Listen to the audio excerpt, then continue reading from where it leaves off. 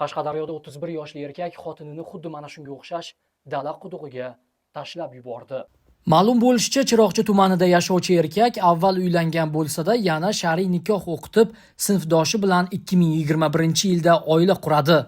Ulardan farzand dunyoga kelganidan keyin er va xotin ayrim sabablarga ko'ra alohida yashay boshlaydi.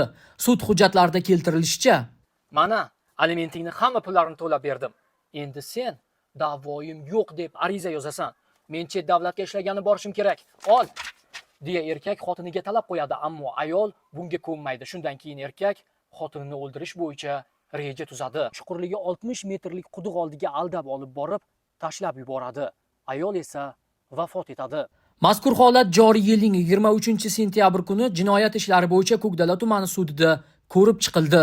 Sudlanuvchi O'zbekiston Respublikasi Jinoyat kodeksining 97-moddasi 2-qismining J.I. bandlarida nazarda tutilgan jinoyatni sodir etganlikda aybli deb topilib, unga nisbatan jinoyat ishlari bo'yicha Ko'kdala tuman sudining hukmi bilan 16 yil 6 oy muddatga ozodlikdan mahrum qilish jazosi tayinlandi. Endi 31 yoshli erkak 16 yil va 6 oylik umrini panjara ortida o'tkazib, qonun oldida javob beradigan bo'ldi.